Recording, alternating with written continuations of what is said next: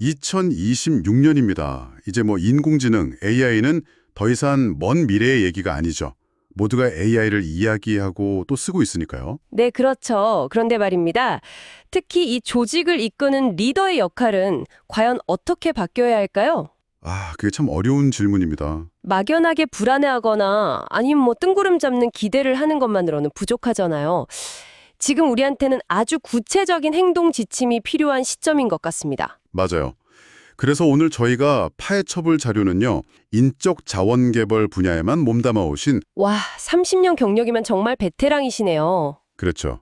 수많은 리더들을 키우고 또 지켜본 분의 시선으로 AI 시대의 리더십을 어떻게 봐야 하는지 그 정수를 한번 뽑아내 보겠습니다. 흥미롭네요. 이번 이야기를 통해서 AI를 그냥 뭐 신기한 도구 정도로 보는 게 아니라 내 리더십을 강화시켜줄 전략적인 조력자로 만드는 구체적인 방법을 함께 찾아보시면 좋겠습니다. 마치 옆자리에 베테랑 선배한테 직접 과외받는 그런 느낌이겠군요. 네, 딱 그런 느낌으로요. 사실 기술이 발전할수록 이 리더십에 대한 논쟁은 더 뜨거워지거든요.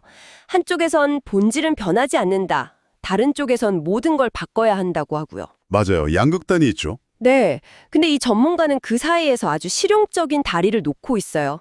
리더십 발휘라는 이 실제 행동하고 AI를 어떻게 정말 실질적으로 연결할 거냐? 이 지점이 바로 오늘 이야기의 핵심이 될 것 같습니다. 네, 바로 그 실용성이라는 점에 저도 확 끌렸습니다. 글의 시작이 참 의외였는데요. 어떤 점에서요? 당연히 최첨단 기술인 AI 얘기를 할 줄 알았는데 가장 먼저 회사의 존재 이유라는 아주 근본적인 질문부터 던지는 거예요. 아, 회사의 존재 이유요? 네, 답은 아주 간단했습니다. 바로 생존이요. 그리고 리더의 역할은 예나 지금이나 회사의 생존을 위해서 지속적인 성과를 창출하는 것이다. 이렇게 딱 단언하더군요. 아, 그 부분이 정말 중요합니다. 가장 혁신적인 기술을 얘기하면서 가장 고전적인 경영의 기본 원칙을 먼저 꺼낸 거잖아요. 그렇죠. 이건 그냥 뭐 기본이 중요하다 이런 상투적인 말을 하려는 게 아니고요. 오히려 AI라는 이 강력한 도구가 잘못 쓰이면 조직의 가장 약한 고리, 예를 들어서 뭐 불명확한 역할과 책임 같은 문제를 오히려 더 증폭시킬 수 있다는 강력한 경고로 읽어야 합니다. 약한 부분을 더 아프게 만들 수 있다? 바로 그거죠. 저자도 비슷한 맥락에서 리더가 성과를 내기 위해 꼭 갖춰야 할 기본 도구 세 가지를 꼽더라고요. 첫째가 R&R, 즉 역할과 책임. 네, R&R. 그리고 둘째가 P&P, 규정과 절차. 마지막으로는 루틴스, 그러니까 정형화된 업무 방식입니다. R&R, PMP, 루틴스. 네, 리더가 된다는 건 그냥 실무 잘하는 사람에서 벗어나서 이 세 가지를 우리 조직에 맞게 설계하고 또 제대로 돌아가게 만들면서 그 고난과 책임을 다 짊어지는 자리다.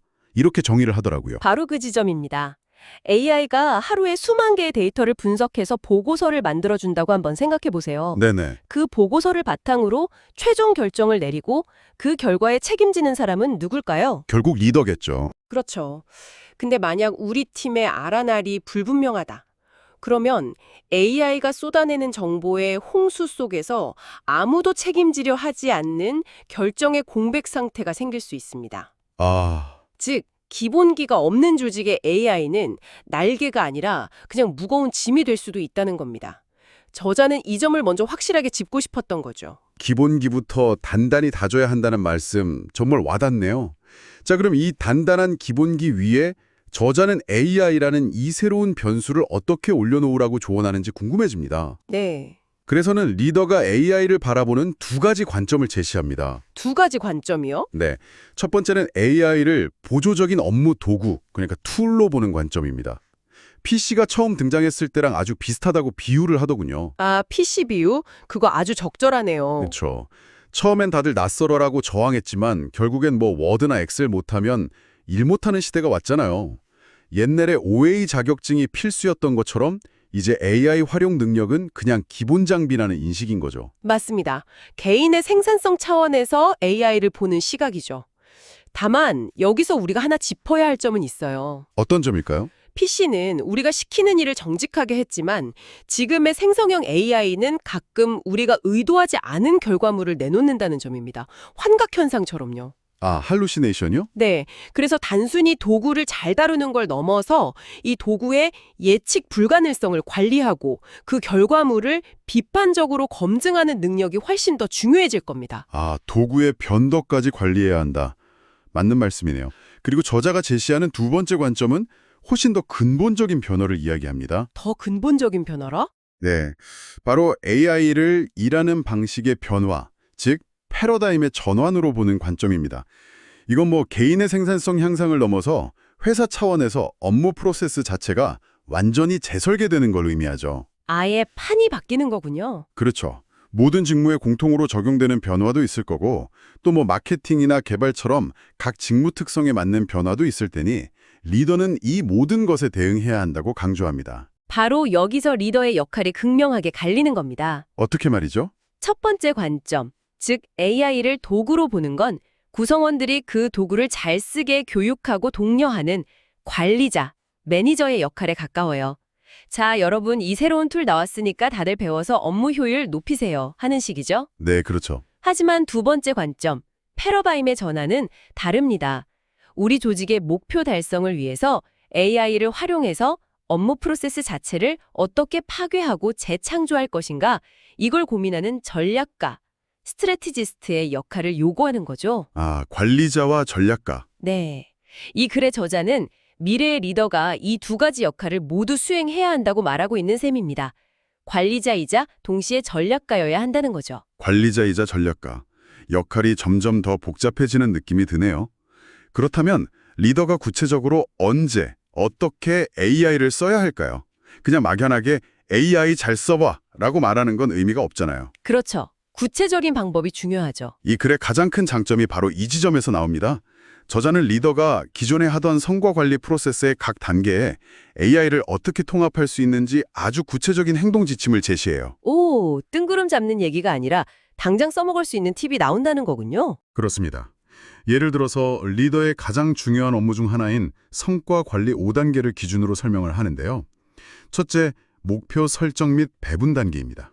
목표 설정. 네, 조직의 큰 목표를 설정하고 이걸 각 팀원에게 공정하게 배분할 때 AI의 데이터 분석 능력을 활용할 수 있다는 거죠. 둘째는 합의 단계. 합의요? 잠깐만요. 그 합의 단계에서 AI를 쓴다는 게 좀 흥미롭네요. 보통 합의는 사람 사이의 감성적인 영역이라고 생각하기 쉬운데 저도 그 부분이 신선했어요. 감정적인 소모를 줄여준다는 거죠.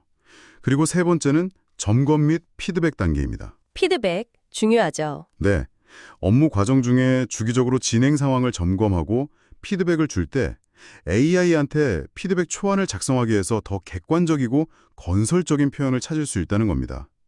그리고 마지막으로 평가와 성장 지원 단계에서도 AI가 훌륭한 조력자가 될 수 있다고 말합니다. 이것이야말로 이 글의 핵심 메시지라고 봅니다. AI가 리더를 대체하는 게 아니라 리더가 더 나은 리더십을 발휘하도록 돕는다는 관점이죠. 네, 맞아요. 방금 말씀하신 그 피드백 상황을 좀 더 구체적으로 그려볼까요?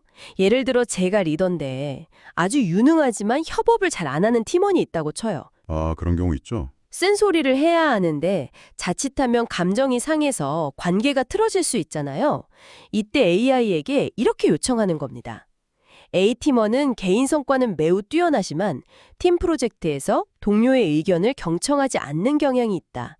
그의 강점은 인정해주면서도 협업의 중요성을 깨닫게 할 수 있는 긍정적이고 건설적인 피드백 문구 5가지를 작성해줘. 와, 정말 구체적이네요.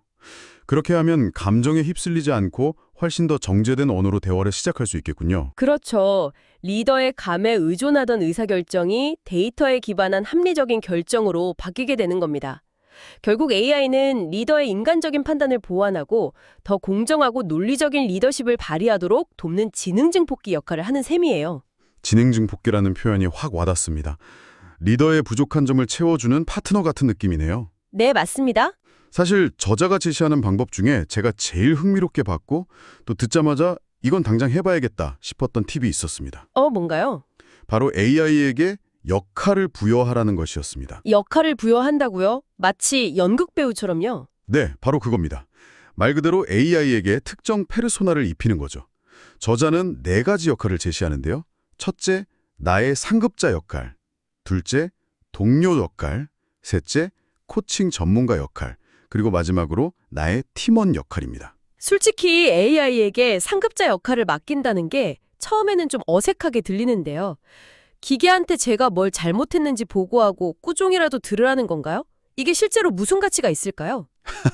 하하, 바로 그 지점이 저도 처음엔 의아했습니다. 그런데 설명을 듣고 무릎을 탁 쳤어요. 예를 들어서 제가 어떤 중요한 보고를 앞두고 있다고 해보죠. 네. 그때 AI에게 이렇게 말하는 겁니다. 너는 지금부터 우리 회사에서 가장 꼼꼼하고 비판적인 시각을 가진 555 부사장님이야.